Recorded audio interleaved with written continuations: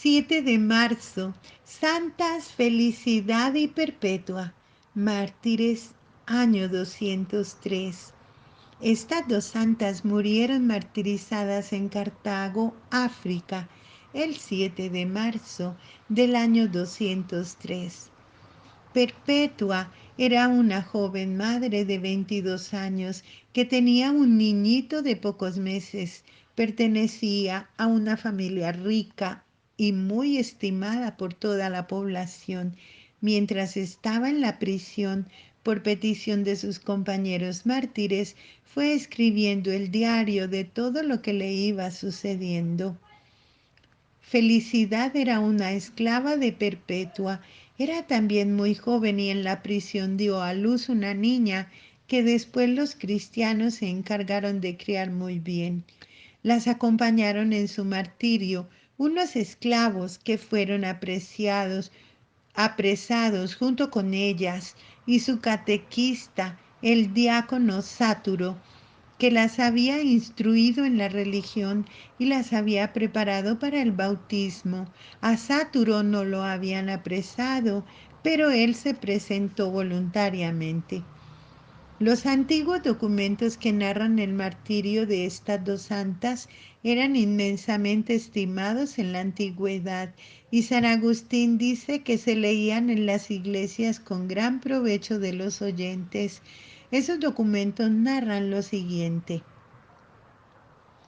El año 202, el emperador Severo mandó que los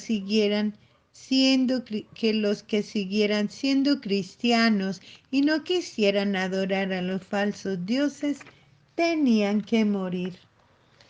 Perpetua estaba celebrando una reunión religiosa en su casa de Cartago cuando llegó la policía del emperador y la llevó prisionera junto con su esclava Felicidad y los esclavos Revocato, Saturnino y Segundo. Dice Perpetua en su diario: nos echaron a la cárcel y yo quedé consternada porque nunca había estado en un sitio tan oscuro. El calor era insoportable y estábamos demasiadas personas en un subterráneo muy estrecho. Me parecía morir de calor y de asfixia y sufría por no poder tener junto a mí al niño que era de tan pocos meses y que me necesitaba mucho. Yo lo que más le pedía a Dios era que nos concediera un gran valor para ser capaces de sufrir y luchar por nuestra santa religión. Afortunadamente, al día siguiente llegaron dos diáconos católicos y dieron dinero a los carceleros para que pasaran a los presos a otra habitación menos sofocante y oscura que la anterior, y fueron llevados a una sala a donde por lo menos entraba la luz del sol y no quedaban tan apretujados e incómodos, y permitieron que le llevaran al niño a Perpetua, el cual estaba secando de pena y acabamiento. Ella dice en su diario: desde que tuve a mi pequeñín junto a mí, ya aquello no me parecía una cárcel, sino un palacio, y me sentía llena de alegría, y el niño también recobró su alegría y su vigor. Las tías y la abuelita se encargaron después de su crianza y de su educación. El jefe del gobierno de Cartago llamó a juicio a Perpetua y a sus servidores. La noche anterior Perpetua tuvo una visión en la cual le fue dicho que tendrían que subir por una escalera muy llena de sufrimientos, pero que al final de tan dolorosa pendiente estaba un paraíso eterno que les esperaba. Ella narró a sus compañeros la visión que había tenido y todos se entusiasmaron y se propusieron permanecer fieles en la fe hasta el fin. El juicio. Primero pasaron los esclavos y el diácono. Todos proclamaron ante las autoridades que ellos eran cristianos y que preferían morir antes que adorar a los falsos dioses. Luego llamaron a Perpetua. El juez le rogaba que dejara la religión de Cristo y que se pasara a la religión pagana y que así salvaría su vida. Y le recordaba que ella era una mujer muy joven y de familia rica, pero Perpetua proclamó que estaba resuelta a ser fiel hasta la muerte a la religión de Cristo Jesús. Entonces llegó su padre, el único de la familia que no era cristiano, y de rodillas le rogaba y le suplicaba que no persistiera en llamarse cristiana, que aceptara la religión del emperador, que lo hiciera por amor a su padre y a su hijito. Ella se conmovió intensamente, pero terminó diciéndolo: Padre, ¿cómo se llama esa vasija que hay ahí enfrente? Una bandeja, respondió él. Pues bien, a esa vasija hay que llamarla bandeja y no pocillo ni cuchara, porque es una bandeja. Y yo, que soy cristiana, no me puedo llamar pagana ni de ninguna otra religión, porque soy cristiana y lo quiero ser para siempre. Y añade el diario escrito por Perpetua: mi padre era el único de mi familia que no se alegraba porque nosotros íbamos a ser mártires por Cristo. El juez decretó que los tres hombres serían llevados al circo y allí delante de la muchedumbre serían destrozados por las fieras el día de la fiesta del emperador, y que las dos mujeres serían echadas amarradas ante una vaca furiosa para que las destrozara. Pero había un inconveniente, que Felicidad iba a ser madre y la ley prohibía matar a la que iba a dar a luz, y ella sí deseaba ser martirizada por amor a Cristo.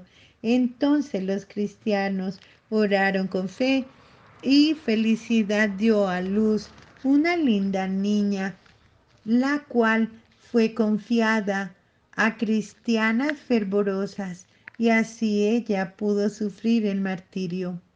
Un carcelero se burlaba diciéndole: ahora se queja por los dolores de dar a luz, y cuando le lleguen los dolores del martirio, ¿qué hará? Ella respondió: ahora soy débil, porque la que sufre es mi pobre naturaleza, pero cuando llegue el martirio me acompañará la gracia de Dios, que me llenará de fortaleza. La cena final. A los condenados a muerte se les permitía hacer una cena de despedida. Perpetua y sus compañeros convirtieron su cena final en una cena eucarística. Dos santos diáconos les llevaron la comunión, y después de orar y de animarse unos a otros, se abrazaron y se despidieron con el beso de la paz. Todos estaban a cual de animosos, alegremente dispuestos a entregar la vida por proclamar su fe en Jesucristo. El martirio. A los esclavos los echaron a las fieras, que los destrozaron, y ellos derramaron así valientemente su sangre por nuestra religión. Antes de llevarlos a la plaza, los soldados querían que los hombres entraran vestidos de sacerdotes de los falsos dioses y las mujeres vestidas de sacerdotisas de las diosas de los paganos. Pero Perpetua se opuso fuertemente y ninguno quiso colocarse vestidos de religiones falsas. El diácono Sáturo había logrado convertir al cristianismo a uno de los carceleros llamado Pudente, y le dijo: para que veas que Cristo sí es Dios, te anuncio que a mí me echarán a un oso feroz, y esa fiera no me hará ningún daño. Y así sucedió. Lo amarraron y lo acercaron a la jaula de un oso muy agresivo. El feroz animal no le quiso hacer ningún daño, y en cambio sí le dio un tremendo mordisco al domador que trataba de hacer que se lanzara contra el santo diácono. Entonces soltaron a un leopardo y éste, de una dentellada, destrozó a Sáturo.